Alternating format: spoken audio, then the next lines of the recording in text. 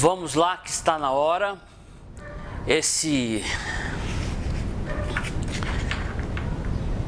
é o Marson 154. Mas antes de mais nada, eu quero tocar uma música para você, ok? Então, presta bem atenção.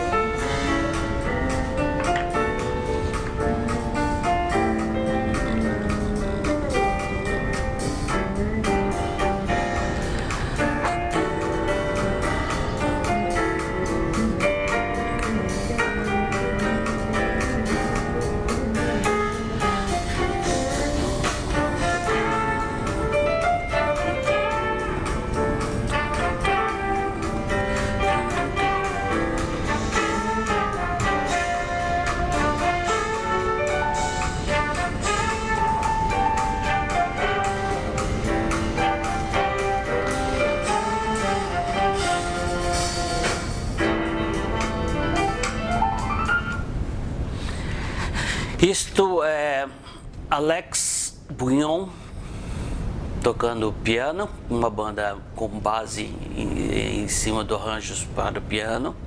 A música que está escrito embaixo, The World is a Ghetto, e o disco chama Going Home, tá certo? Para você procurar, para você ler. É um disco que não tem uma cara de jazz, mas ele não é só jazz. Então eu sugiro que você escute esse disco, esse disco todo, né? Isso aqui foi só uma música que eu pus. Este é o Marson 154. Né?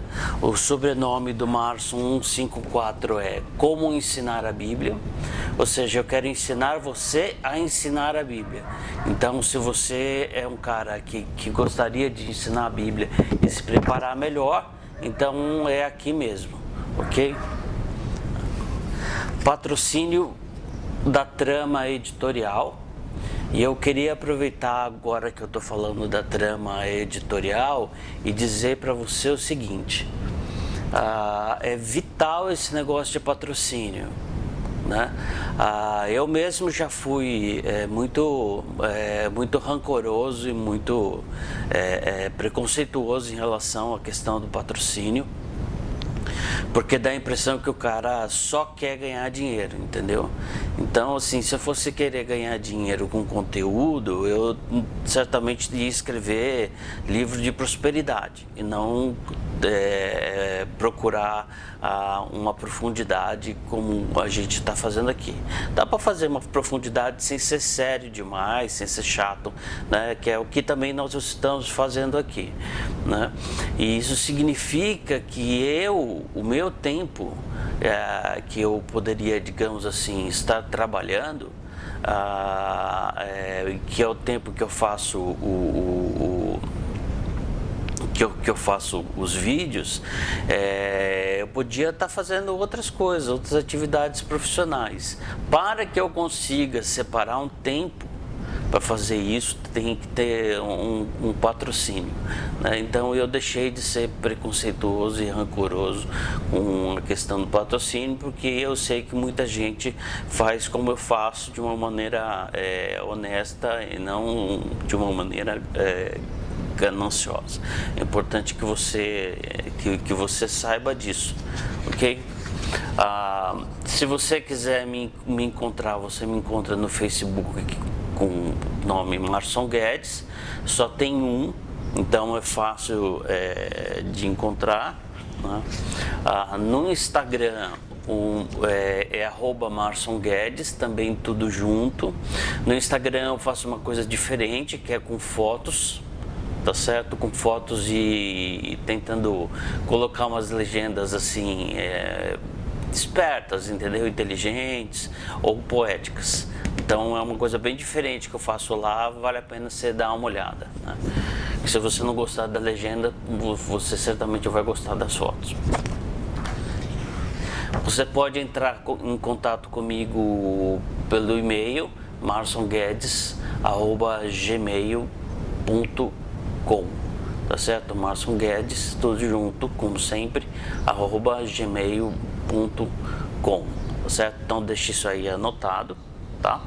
E eu queria falar com você hoje para anunciar oficialmente aqui no canal do nosso podcast. Nosso podcast já está no ar. Eu achei que podia estar mesmo, então não é que tá? Deu tudo certo e já está funcionando. Você procura no seu agregador no seu agregador, se você trabalha com agregador, né?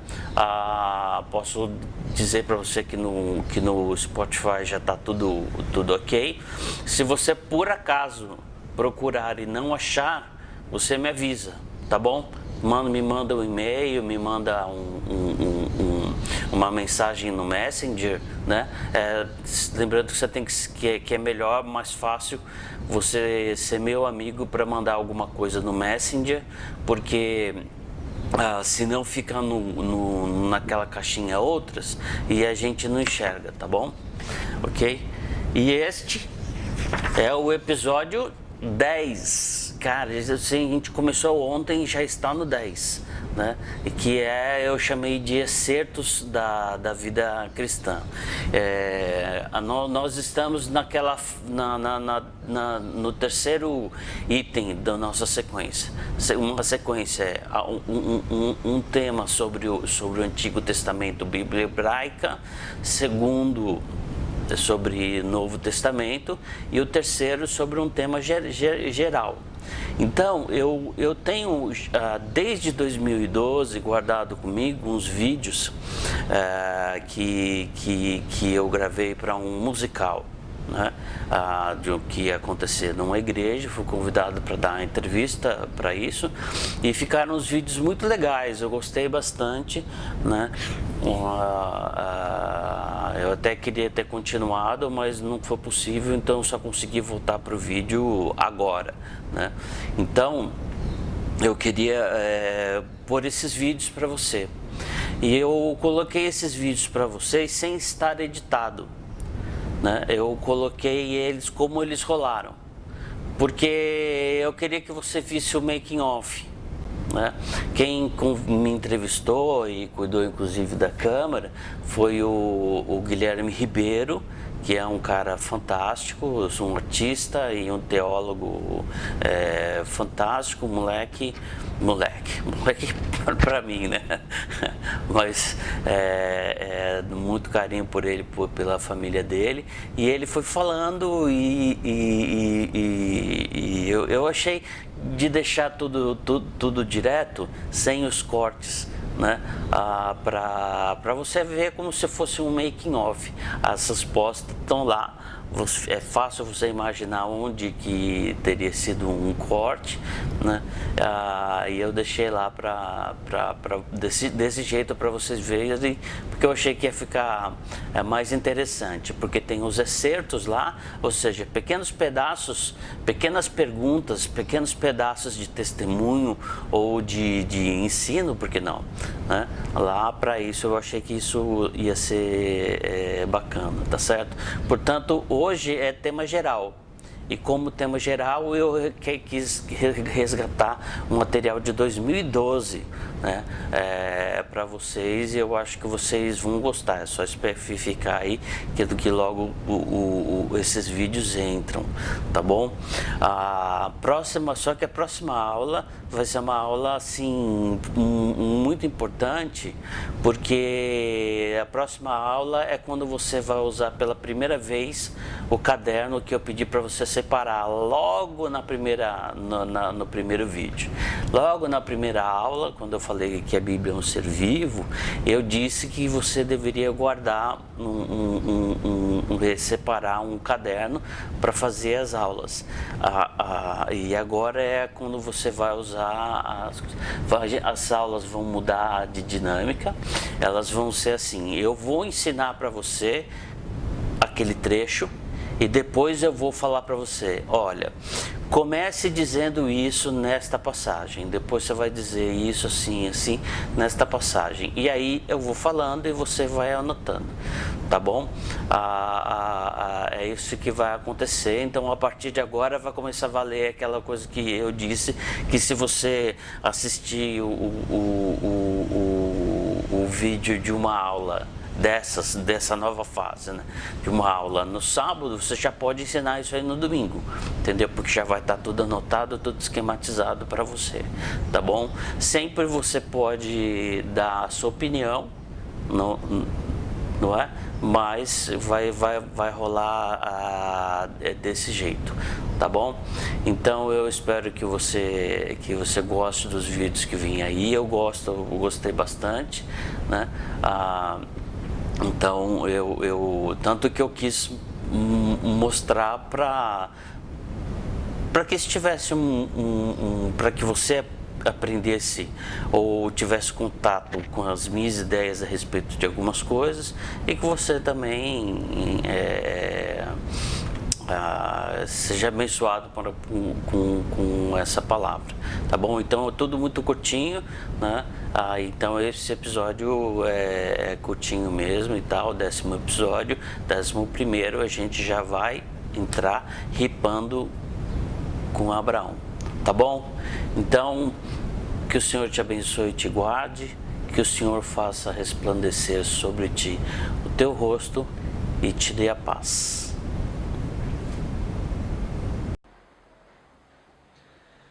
E aí, Márcio? Pronto. Agora você pode falar aqui. Ok. Você se converteu com quantos anos? Vamos fazer um negócio. Para as pessoas entenderem qual foi a minha pergunta, você repete. Eu me converti. Aquela resposta completa. Ok. Falar também. E você se converteu com quantos anos? Eu não sei dizer quando eu me converti. Eu não tenho uma data certa. Eu sei que foi em algum momento perto dos 14 anos. Eu vivi o tempo todo, nasci na igreja, uma família sempre batista, sempre indo na igreja, mas eu localizo os 14 anos. Mas não tem um dia assim, um dia que eu me converti. Eu acho que foi um momento que eu percebi que eu já estava convertido. E você já experimentou sofrimento? Sim, eu já experimentei o sofrimento, já tive a minha medida. E enquanto você sofria, qual era a tua percepção de Deus? Eu acho que hoje eu consigo dizer isso, na época eu não consegui dizer, mas é uma sensação de que Deus estava sendo injusto e eu me senti atraído, porque eu nunca duvidei de que Deus existisse. A minha questão era, se Ele pode me livrar, por que Ele não me livra? Então é uma sensação de você ser traído por Deus. Eu acho que essa era a principal sensação, e uma parecida era de que às vezes Deus vinha me perseguir, sabe? Ele ficava criando, não é só que ele não evitava, mas ele criava um problema e tal. Era principalmente essas duas sensações. E como você solucionou isso? Na verdade, como é que Jesus chegou e o que ele fez? Quando eu fiz as pazes com a questão do sofrimento, ela não começou com Jesus. Ela começou com a minha paixão pelos profetas do Antigo Testamento, mais especificamente Jeremias, que é o profeta com quem eu mais me identifico, né, de certa maneira. E eu aprendi com ele que eu posso gritar com Deus, porque Jeremias gritou com Deus. Ele falou: por que você me traiu? Por que você me deixou assim? Por que a minha ferida é incurável? Por que o Senhor me dá um monte de água quando eu não estou com sede? Tira água de mim quando eu estou com sede. Esses gritos existenciais do profeta me salvaram, porque se ele pode, eu também posso. Então isso diminuiu o medo de eu cometer uma heresia, de cometer uma blasfêmia por estar reclamando com Deus. Porque eu aprendi que eu posso fazer isso, mas eu tenho que fazer de frente para Deus. É eu e Ele, entendeu? Esse é um aspecto. O outro aspecto é que Deus sofre. E a gente não percebe isso, porque dá a impressão que Deus é um Deus asséptico, que está lá no céu, só olhando tudo, monitorando, entendeu? Deixa aqui, não deixa ali. E na verdade Deus olha tudo, e Ele vê tudo, e Ele sofre tudo. Então, o Deus que eu tenho não é um Deus que está fora da minha existência. Ele sabe exatamente como o sofrimento. Então, Deus, no Antigo Testamento é assim. Ele sofre por causa do seu povo. E aí entra a história de Jesus, porque Jesus é um Deus que se transforma em ser humano. Então, Jesus sabe exatamente o que é o sofrimento, porque ele passou. Não porque ele apenas sabe que é Deus, mas porque ele encarnou, ele teve o sofrimento, o mesmo sofrimento. Então, mas ele venceu cada um deles. Então, quando eu falo com Deus ou com Jesus a respeito do meu sofrimento, eles sabem do que eu estou falando. Eles sabem do que eu estou falando, não é uma abstração. E por última, que foi uma experiência muito forte para mim, eu acho que uma vez é quase como se eu tivesse sentido que Jesus estivesse de frente para mim, tivesse segurado assim, sabe, no meu aqui assim, quando você põe a mão assim por alguém que num momento difícil e tal. E quando ele pôs essa mão, eu já comecei a chorar convulsivamente. E a grande sacada para mim é que é como se eu tivesse colocado as mãos em cima da mão dele e senti as marcas. E aí falou assim, ficou assim, visceralmente eu entendi, ele sabe do que eu estou falando, porque essas são as marcas do sofrimento, né? Então isso foi muito forte para mim. E você pode dizer que a presença de Jesus na sua vida te transformou? Sim, não há dúvida, não há dúvida. Mas a transformação, isso foi uma crise muito forte durante a minha adolescência, até uns 20 tralá de anos já, porque eu não conseguia localizar na minha história o momento da conversão. Do que eu era totalmente drogado e agora eu não sou mais, eu fumava e agora não sou mais, eu era promíscuo e agora não sou mais. Eu nunca tive isso, porque eu nunca fiz nada disso, né? Sempre bom moço, certinho, consagrado na igreja. E o que eu percebi é que Jesus foi crescendo ao longo do tempo, né? Eu comecei a perceber quem ele era. Eu comecei a perceber que coisa maluca é essa de Deus virar homem. Porque isso é se desmerecer, tá certo? Você é Deus, vai virar homem, você está se desmerecendo, né? Então, por um lado, mas por um outro lado, Deus também fez com que a condição humana fosse elevada porque Ele quis ser, né? Então, na verdade, sim, Jesus foi crescendo para mim, né? E principalmente na história dos profetas, como o Cordeiro, né? O Cordeiro da Páscoa, do êxodo, da saída, é a Páscoa da libertação do Egito, que escravizava o corpo e a alma.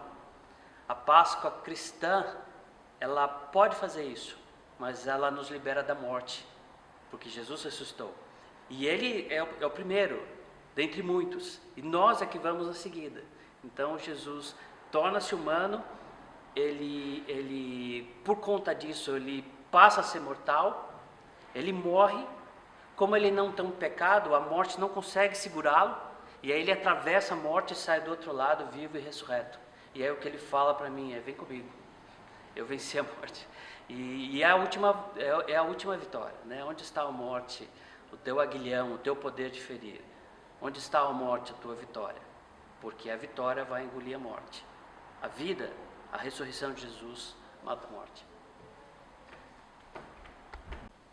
Tá joia. E eu queria que você falasse, em primeira pessoa, afirmações de Deus verdadeiras sobre a pessoa, sobre nós, entende? Assim, depois de alguém passar uma vida toda ouvindo mentiras sobre o valor pessoal dessa pessoa, quais são as afirmações de Deus em primeira pessoa? Se você pudesse dar voz a Deus, o que ele fala? Especialmente sobre a identidade. Olha, eu não sei dizer isso do jeito que você está me perguntando. O que eu posso falar em primeira pessoa a respeito de uma verdade de Deus que faz diferença para mim? O que eu posso dizer para você que é o desespero existencial daquilo que eu mais quero ouvir de Deus, que é o que Daniel ouviu. O profeta Daniel, ele falou assim: Daniel, homem muito amado, Então, assim, isso é tudo que eu quero ouvir. Márcio, um homem muito amado. E nesse sentido, a cruz é uma definição absolutamente clara disso, né? A sensação de você estar desmerecido, de você se sentir um lixo, de que você não presta, ela é contraposta pela verdade da cruz. A verdade da cruz é assim, Cristo morreu por nós? Sim. E qual é o preço que ele pagou? O seu sangue, né, puro, derramado por nós. Quanto que vale esse sangue? Você consegue quantificar? Não. É um valor inestimável. Então é isso que você vale. Porque foi isso que Deus pagou. Não é que você pagaria. Porque a gente costuma se desmerecer. Ou porque o pecado deforma a gente não se reconhece mais. Mas o que Deus decidiu pagar por você é o preço do sangue derramado de Jesus. Então é isso quanto que você vale. Joia, ótimo. Aí, vamos fazer uma outra tomadinha aqui.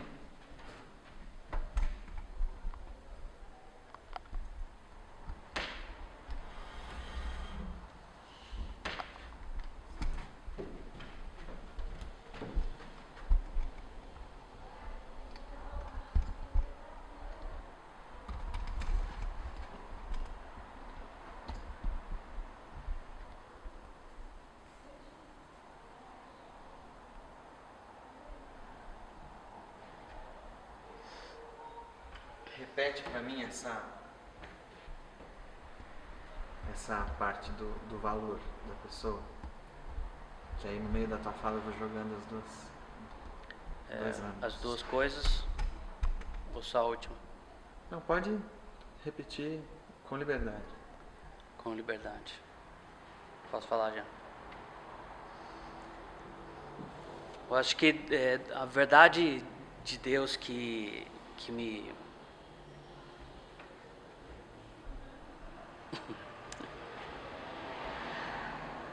A verdade de Deus que me salva de mim mesmo, no sentido de eu me desprezar, é um desejo desesperado de ouvir o que Daniel ouviu, que é Daniel, homem muito amado.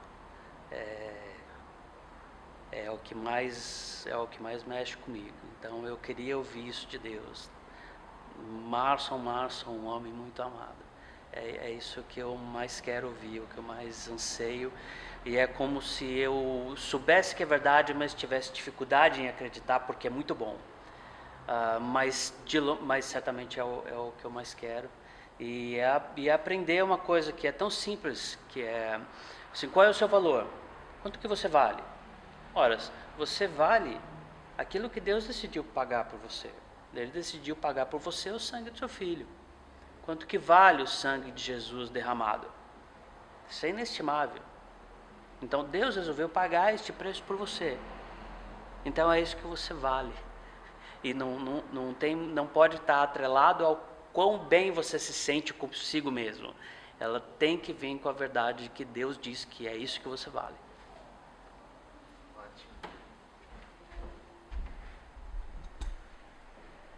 Entra aí, pode entrar. Olha, Cintia. Eu tava aqui, né?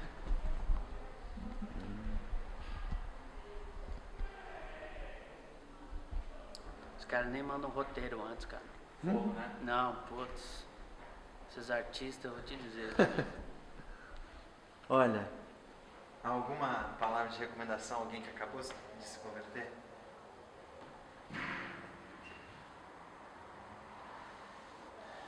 Eu diria para a pessoa que acabou de se converter que ela viva intensamente o primeiro amor. Que ela vive intensamente os sinais de Deus, o toque de Deus, a visitação de Deus, que ela curta demais. Mas ela precisa saber que em uma hora ela vai ter que amadurecer e perceber que o relacionamento dela com Deus não pode estar baseado em sinais, em milagres, em visitações, em profecias, em palavras de conhecimento. Ela vai ter que estar ancorada no seu relacionamento com Jesus. E muitas vezes, quando a pessoa amadurece na fé, os sinais param em vez de aumentar. E esse é um momento de crise. Então, o que eu digo assim, se você acabou de se converter, você está naquele primeiro amor, vive esse amor intensamente. Mas vai chegar uma hora que Deus, Jesus vai falar para você, filhão, a gente vai mudar agora a chave, porque você precisava daquilo naquele momento. Agora eu quero um negócio mais maduro, é eu e você. Então, eu e você tem que sustentar o relacionamento, não é mais o sinal, não é mais o milagre. E é isso que eu vou falar. E quando esse momento acontecer, isso faz parte do seu amadurecimento. Você não está perdendo a fé, você está amadurecendo. E essa é uma confusão muito comum, e essa é a minha dica. Perfeito.